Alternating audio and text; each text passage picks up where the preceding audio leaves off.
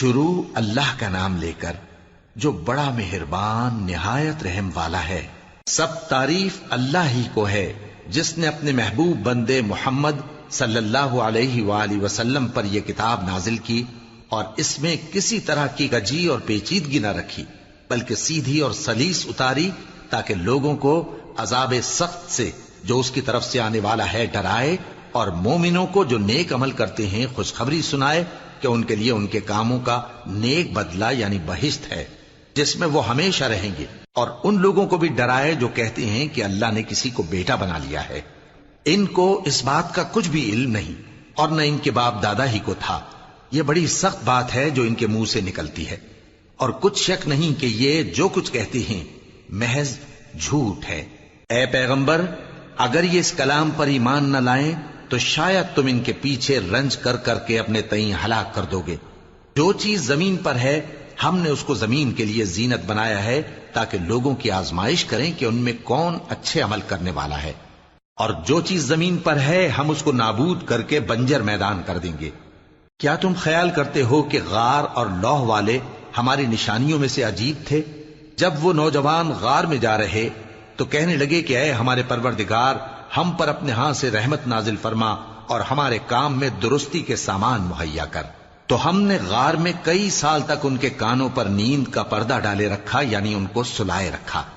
پھر ان کو جگا اٹھایا تاکہ معلوم کریں کہ جتنی مدت وہ غار میں رہے دونوں جماعتوں میں سے اس کی مقدار کس کو خوب یاد ہے۔ ہم ان کے حالات تم سے صحیح صحیح بیان کرتے ہیں۔ وہ کئی نوجوان تھے جو اپنے پروردگار پر ایمان لائے تھے، اور ہم نے ان کو اور زیادہ ہدایت دی تھی، اور ان کے دلوں کو مربوط یعنی مضبوط کر دیا۔ جب وہ اٹھ کھڑے ہوئے تو کہنے لگے کہ ہمارا پروردگار آسمانوں اور زمین کا مالک ہے، ہم اس کے سوا کسی کو معبود سمجھ کر نہ پکاریں گے۔ اگر ایسا کیا تو اس وقت ہم نے بے عقلی کی بات کی۔ ان ہماری قوم کے لوگوں نے اس کے سوا اور معبود بنا رکھے ہیں، بھلا یہ ان کے معبود ہونے پر کوئی کھلی دلیل کیوں نہیں لاتے؟ تو اس سے زیادہ کون ظالم ہے جو اللہ پر جھوٹ باندھے؟ اور جب تم نے ان مشرکوں سے اور جن کی یہ اللہ کے سوا عبادت کرتے ہیں ان سے کنارہ کر لیا ہے تو غار میں چل رہو، تمہارا پروردگار تمہارے لیے اپنی رحمت وسیع کر دے گا اور تمہارے کاموں میں آسانی کے سامان مہیا کرے گا۔ اور جب سورج نکلے تو تم دیکھو کہ دھوپ ان کے غار سے داہنی طرف سمٹ جائے، اور جب غروب ہو تو ان سے بائیں طرف کترا جائے، اور وہ اس غار کے کشادہ حصے میں تھے۔ یہ اللہ کی نشانیوں میں سے ہیں، جس کو اللہ ہدایت دے وہ ہدایت یاب ہے، اور جس کو گمراہ رہنے دے تو تم اس کے لیے کوئی دوست راہ بتانے والا نہ پاؤ گے۔ اور تم ان کے متعلق خیال کرو کہ وہ جاگ رہے ہیں حالانکہ وہ سوتے ہیں، اور ہم ان کو دائیں اور بائیں کروٹ بدلاتے تھے، اور ان کا کتا چوکھٹ پر دونوں ہاتھ پھیلائے ہوئے تھا۔ اگر تم ان کو جھانک کر دیکھتے تو پیٹ پھیر کر بھاگ جاتے اور ان سے دہشت میں آ جاتے۔ اور اسی طرح ہم نے ان کو اٹھایا تاکہ آپس میں ایک دوسرے سے دریافت کریں۔ ایک کہنے والے نے کہا کہ تم یہاں کتنی مدت رہے؟ انہوں نے کہا کہ 1 دن یا اس سے بھی کم۔ انہوں نے کہا کہ جتنی مدت تم رہے ہو تمہارا پروردگار ہی اس کو خوب جانتا ہے، تو اپنے میں سے کسی کو یہ روپیہ دے کر شہر بھیجو، وہ دیکھے کہ نفیس کھانا کون سا ہے تو اس میں سے کھانا لے آئے، اور احتیاط سے آئے جائے اور تمہارا حال کسی کو نہ بتائے۔ اگر وہ تم پر دسترس پا لیں گے تو تمہیں سنسار کر دیں گے یا پھر اپنے مذہب میں داخل کر لیں گے، اور اس وقت تم کبھی فلاح نہیں پاؤ گے۔ اور اسی طرح ہم نے لوگوں کو ان کے حال سے خبردار کر دیا تاکہ وہ جانیں کہ اللہ کا وعدہ سچا ہے، اور یہ کہ قیامت جس کا وعدہ کیا جاتا ہے اس میں کچھ شک نہیں۔ اس وقت لوگ ان کے بارے میں باہم جھگڑنے لگے اور کہنے لگے کہ ان کے غار پر عمارت بنا دو۔ ان کا پروردگار ان کے حال سے خوب واقف ہے۔ جو لوگ ان کے معاملے میں غلبہ رکھتے تھے وہ کہنے لگے کہ ہم ان کے غار پر مسجد بنائیں گے۔ بعض لوگ اٹکل پچو کہیں گے کہ وہ 3 تھے اور چوتھا ان کا کتا تھا، اور بعض کہیں گے کہ وہ 5 تھے اور چھٹا ان کا کتا تھا، اور بعض کہیں گے کہ وہ 7 تھے اور 8واں ان کا کتا تھا۔ کہہ دو کہ میرا پروردگار ہی ان کے شمار سے خوب واقف ہے،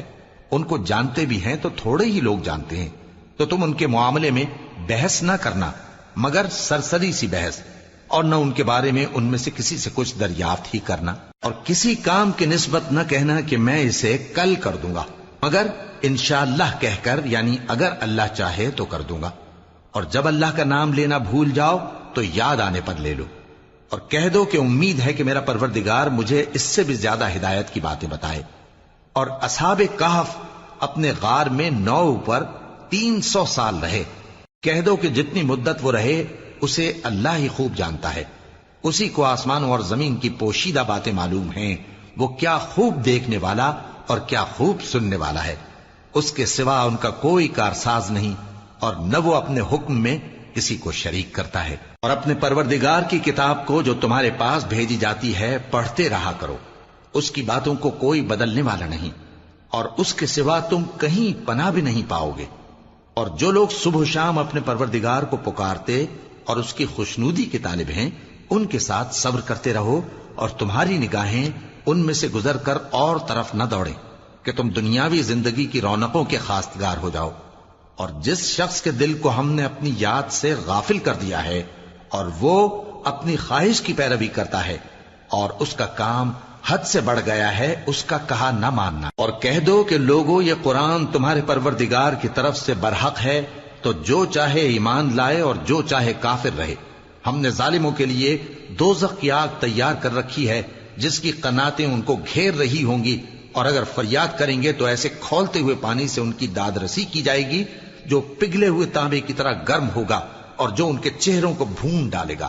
ان کے پینے کا پانی بھی برا اور آرام گاہ بھی بری۔ اور جو ایمان لائے اور کام بھی نیک کرتے رہے تو ہم نیک کام کرنے والوں کا اجر ضائع نہیں کرتے۔ ایسے لوگوں کے لیے ہمیشہ رہنے کے باغ ہیں جن میں ان کے محلوں کے نیچے نہریں بہ رہی ہیں، ان کو وہاں سونے کے کنگن پہنائے جائیں گے، اور وہ باریک دیبا اور اطلس کے سبز کپڑے پہنا کریں گے،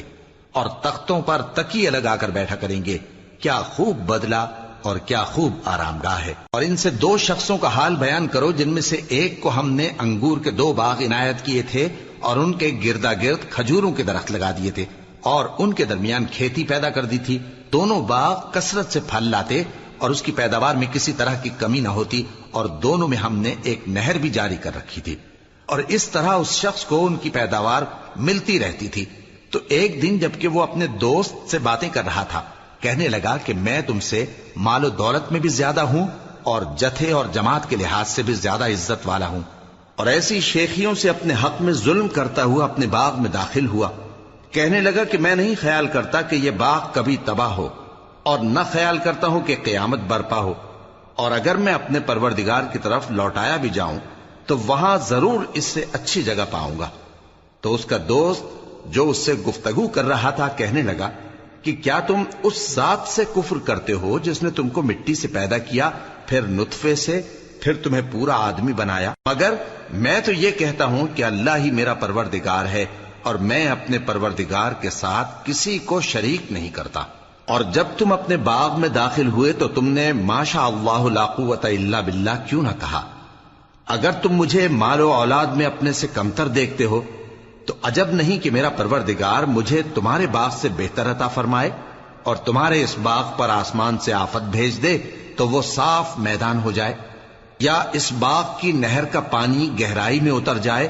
تو پھر تم اسے تلاش نہ کر سکو، اور اس کے میووں کو عذاب نے آ گھیرا اور وہ اپنی چھتریوں پر گر کر رہ گیا، تو جو مال اس نے اس پر خرچ کیا تھا اس پر حسرت سے ہاتھ ملنے لگا اور کہنے لگا کہ کاش میں اپنے پروردگار کے ساتھ کسی کو شریک نہ بناتا۔ اس وقت اللہ کے سوا کوئی جماعت اس کی مددگار نہ ہوئی اور نہ وہ بدلہ لے سکا۔ یہاں سے ثابت ہوا کہ حکومت سب اللہ کی ہے، جو معبود برحق ہے وہی بہترین ثواب عطا کرنے والا اور بہترین انجام لانے والا ہے۔ اور ان سے دنیا کی زندگی کی مثال بھی بیان کر دو کہ وہ ایسی ہے جیسے پانی جسے ہم نے آسمان سے برسایا تو اس کے ساتھ زمین کی پیداوار مل کر نکلی، پھر وہ چورا چورا ہو گئی کہ ہوائیں اسے اڑاتی پھرتی ہیں، اور اللہ تو ہر چیز پر قدرت رکھتا ہے۔ مال اور بیٹے تو دنیا کی زندگی کی رونق و زینت ہیں، اور نیکیاں جو باقی رہنے والی ہیں وہ ثواب کے لحاظ سے تمہارے پروردگار کے ہاں بہت اچھی اور امید کے لحاظ سے بہت بہتر ہیں۔ اور جس دن ہم پہاڑوں کو چلائیں گے اور تم زمین کو صاف میدان دیکھو گے اور ان لوگوں کو ہم جمع کر لیں گے تو ان میں سے کسی کو بھی نہیں چھوڑیں گے، اور سب تمہارے پروردگار کے سامنے صف باندھ کر لائے جائیں گے، تو ہم ان سے کہیں گے کہ جس طرح ہم نے تم کو پہلی بار پیدا کیا تھا اسی طرح آج تم ہمارے سامنے آئے، لیکن تم نے تو یہ خیال کر رکھا تھا کہ ہم نے تمہارے لیے قیامت کا کوئی وقت مقرر ہی نہیں کیا، اور اعمال کی کتاب کھول کر رکھی جائے گی تو تم گناہگاروں کو دیکھو گے کہ جو کچھ اس میں لکھا ہوگا اس سے ڈر رہے ہوں گے، اور کہیں گے ہائے شامت، یہ کیسی کتاب ہے کہ نہ چھوٹی بات کو چھوڑتی ہے نہ بڑی کو، کوئی بات بھی نہیں مگر اسے لکھ رکھا ہے، اور جو جو عمل کیے ہوں گے سب کو حاضر پائیں گے، اور تمہارا پروردگار کسی پر ظلم نہیں کرے گا۔ اور جب ہم نے فرشتوں کو حکم دیا کہ آدم کو سجدہ کرو تو سب نے سجدہ کیا مگر ابلیس نے نہ کیا، وہ جنات میں سے تھا تو اپنے پروردگار کے حکم سے باہر ہو گیا۔ کیا تم اس کو اور اس کی اولاد کو میرے سوا دوست بناتے ہو، حالانکہ وہ تمہارے دشمن ہیں، اور شیطان کی دوستی ظالموں کے لیے اللہ کی دوستی کا برا بدل ہے۔ میں نے ان کو نہ تو آسمانوں اور زمین کے پیدا کرنے کے وقت بلایا تھا اور نہ خود ان کے پیدا کرنے کے وقت، اور میں ایسا نہ تھا کہ گمراہ کرنے والوں کو مددگار بناتا۔ اور جس دن اللہ فرمائے گا کہ اب میرے شریکوں کو جن کی نسبت تم معبود ہونے کا گمان رکھتے تھے بلاؤ، تو وہ ان کو بلائیں گے مگر وہ ان کو کچھ جواب نہ دیں گے، اور ہم ان کے درمیان ہلاکت کی ایک جگہ بنا دیں گے، اور گناہگار لوگ دوزخ کو دیکھیں گے تو یقین کر لیں گے کہ وہ اس میں پڑنے والے ہیں، اور اس سے بچنے کا کوئی رستہ نہ پائیں گے۔ اور ہم نے اس قرآن میں لوگوں کے سمجھانے کے لیے طرح طرح کی مثالیں بیان فرمائی ہیں، لیکن انسان سب چیزوں سے بڑھ کر جھگڑالو ہے، اور لوگوں کے پاس جب ہدایت آ گئی تو ان کو کس چیز نے منع کیا کہ ایمان لائیں اور اپنے پروردگار سے بخشش مانگیں، بجز اس کے کہ اس بات کے منتظر ہوں کہ انہیں بھی پہلوں کا سا معاملہ پیش آئے یا ان پر عذاب سامنے سے آ جائے۔ اور ہم جو پیغمبروں کو بھیجا کرتے ہیں تو صرف اس لیے کہ لوگوں کو اللہ کی نعمتوں کی خوشخبریاں سنائیں اور عذاب سے ڈرائیں، اور جو کافر ہیں وہ باطل کی مدد سے جھگڑا کرتے ہیں تاکہ اس سے حق کو پھسلا دیں، اور انہوں نے ہماری آیتوں کو اور جس چیز سے ان کو ڈرایا جاتا ہے اسے ہنسی بنا لیا ہے۔ اور اس سے بڑھ کر ظالم کون، جس کو اس کے پروردگار کی آیات کے ذریعے سمجھایا گیا تو اس نے ان سے منہ پھیر لیا، اور جو اعمال وہ آگے کر چکا اس کو بھول گیا۔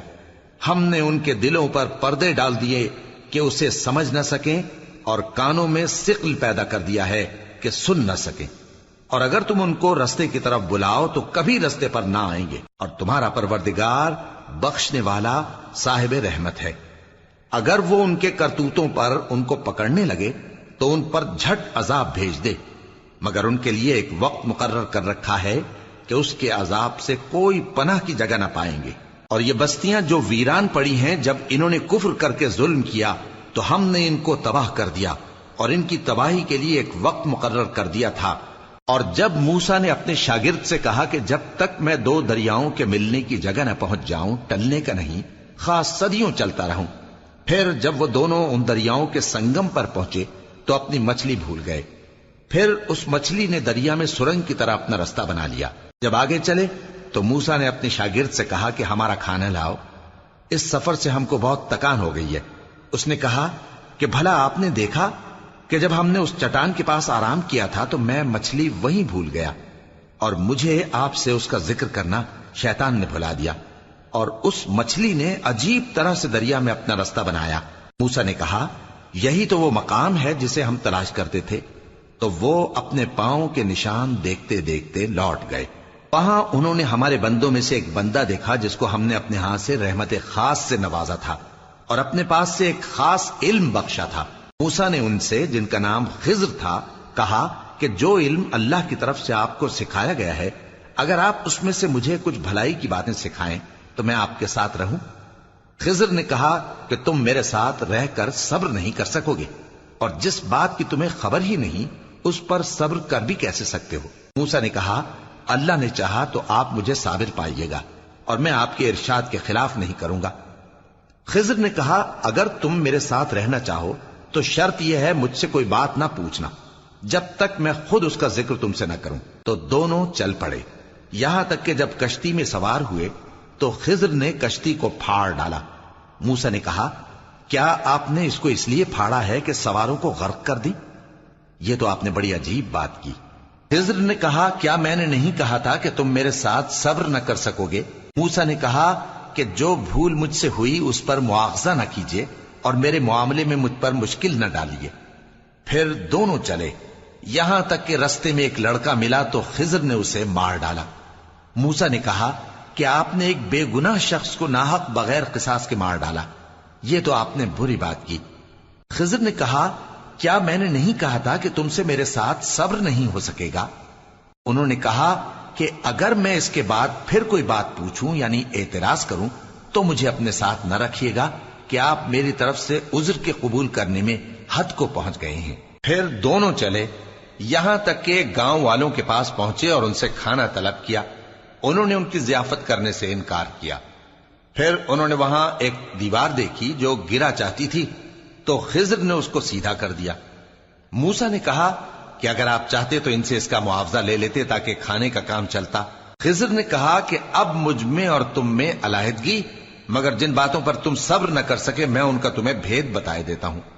کہ وہ جو کشتی تھی غریب لوگوں کی تھی جو دریا میں محنت کر کے یعنی کشتیاں چلا کر گزارا کرتے تھے، اور ان کے سامنے کی طرف ایک بادشاہ تھا جو ہر اچھی کشتی کو زبردستی چھین لیتا تھا،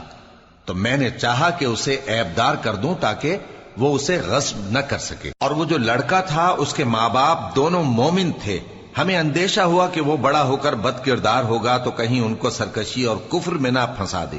تو ہم نے چاہا کہ ان کا پروردگار اس کی جگہ ان کو اور بچہ عطا فرمائے جو اخلاقی پاکیزگی میں بہتر اور محبت میں زیادہ قریب ہو۔ اور وہ جو دیوار تھی سو 2 یتیم لڑکوں کی تھی جو شہر میں رہتے تھے، اور اس کے نیچے ان کا خزانہ دفن تھا، اور ان کا باپ ایک نیک آدمی تھا۔ تو تمہارے پروردگار نے چاہا کہ وہ اپنی جوانی کو پہنچ جائیں اور پھر اپنا خزانہ نکالیں۔ یہ تمہارے پروردگار کی مہربانی ہے، اور یہ کام میں نے اپنی طرف سے نہیں کیے، یہ ان باتوں کی حقیقت ہے جن پر تم صبر نہ کر سکے۔ اور تم سے ذوالقرنین کے بارے میں دریافت کرتے ہیں، کہہ دو کہ میں اس کا کسی قدر حال تمہیں پڑھ کر سناتا ہوں۔ ہم نے اس کو زمین میں بڑا اقتدار دیا تھا اور ہر طرح کا سامان اس کو عطا کیا تھا، تو اس نے ایک سفر کا سامان کیا، یہاں تک کہ جب سورج کے غروب ہونے کی جگہ پہنچا تو اسے ایسا پایا کہ ایک کیچڑ والے چشمے میں ڈوب رہا ہے، اور اس چشمے کے پاس ایک قوم دیکھی۔ ہم نے کہا ذوالقرنین تم ان کو خواہ تکلیف دو خواہ ان کے بارے میں بھلائی اختیار کرو، دونوں باتوں کی تم کو قدرت ہے۔ ذوالقرنین نے کہا کہ جو کفر و بد کرداری سے ظلم کرے گا اسے ہم سزا دیں گے، پھر وہ اپنے پروردگار کی طرف لوٹایا جائے گا تو وہ بھی اسے بڑا عذاب دے گا، اور جو ایمان لائے گا اور عمل نیک کرے گا اس کے لیے بہت اچھا بدلہ ہے، اور ہم اپنے معاملے میں اس سے نرم بات کہیں گے۔ پھر اس نے ایک اور سامان سفر کیا، یہاں تک کہ سورج کے طلوع ہونے کے مقام پر پہنچا تو دیکھا کہ وہ ایسے لوگوں پر طلوع ہوتا ہے جن کے لیے ہم نے دھوپ سے بچاؤ کی کوئی اوٹ نہیں بنائی تھی۔ حقیقت یوں ہی تھی، اور جو کچھ اس کے پاس تھا ہم کو سب کی خبر تھی۔ پھر اس نے ایک اور سفر کا سامان کیا، یہاں تک کہ 2 اونچے سیدھے پہاڑوں کے درمیان پہنچا تو دیکھا کہ ان کے اس طرف کچھ لوگ ہیں کہ بات کو سمجھ نہیں سکتے۔ ان لوگوں نے کہا کہ اے ذوالقرنین، یاجوج اور ماجوج اس علاقے میں فساد کرتے رہتے ہیں، بھلا ہم آپ کے لیے خرچ کا انتظام کر دیں کہ آپ ہمارے اور ان کے درمیان ایک دیوار کھینچ دیں۔ ذوالقرنین نے کہا کہ خرچ کا جو مقدور اللہ نے مجھے بخشا ہے وہ بہت اچھا ہے، تم مجھے قوت بازو سے مدد دو، میں تمہارے اور ان کے درمیان ایک مضبوط رکاوٹ بنا دوں گا۔ تم لوہے کے بڑے بڑے تختے میرے پاس لاؤ۔ چنانچہ کام جاری کر دیا گیا، یہاں تک کہ جب اس نے دونوں پہاڑوں کے درمیان کا حصہ برابر کر دیا اور کہا کہ اب اسے دھوکو، یہاں تک کہ جب اس کو دھونک دھونک کر آگ کر دیا تو کہا کہ اب میرے پاس تانبا لاؤ کہ اس پر پگھلا کر ڈال دوں۔ پھر ان میں یہ قدرت نہ رہی کہ اس پر چڑھ سکیں، اور نہ یہ طاقت رہی کہ اس میں نقب لگا سکیں۔ بولا کہ یہ میرے پروردگار کی مہربانی ہے، پھر جب میرے پروردگار کا وعدہ آ پہنچے گا تو اس کو ڈھا کر ہموار کر دے گا، اور میرے پروردگار کا وعدہ سچا ہے۔ اس روز ہم ان کو چھوڑ دیں گے کہ روئے زمین پر پھیل کر ایک دوسرے میں گھس جائیں گے، اور سور پھونکا جائے گا تو ہم سب کو جمع کر لیں گے، اور اس روز ہم جہنم کو کافروں کے سامنے لائیں گے جن کی آنکھیں میری یاد سے پردے میں تھیں اور وہ سننے کی طاقت نہیں رکھتے تھے۔ اب کیا کافر یہ خیال کرتے ہیں کہ وہ میرے بندوں کو میرے سوا اپنا کارساز بنائیں گے تو میں خفا نہیں ہوں گا؟ ہم نے ایسے کافروں کے لیے جہنم کی مہمانی تیار کر رکھی ہے۔ کہہ دو کہ ہم تمہیں ایسے لوگ بتائیں جو اعمال کے لحاظ سے بڑے نقصان میں ہیں؟ یہ وہ لوگ ہیں جن کی دوڑ دھوپ دنیا کی زندگی میں برباد ہو گئی اور وہ یہ سمجھے ہوئے ہیں کہ وہ اچھے کام کر رہے ہیں۔ یہ وہ لوگ ہیں جنہوں نے اپنے پروردگار کی آیتوں کو نہ مانا اور اس کے سامنے جانے سے انکار کیا، تو ان کے اعمال ضائع ہو گئے۔ سو ہم قیامت کے دن ان کے لیے کچھ بھی وزن قائم نہیں کریں گے۔ یہ ان کی سزا ہے، یعنی جہنم، اس لیے کہ انہوں نے کفر کیا اور ہماری آیتوں اور ہمارے پیغمبروں کی ہنسی اڑائی۔ جو لوگ ایمان لائے اور عمل نیک کیے ان کے لیے بہشت کے باغ بطور مہمانی ہوں گے،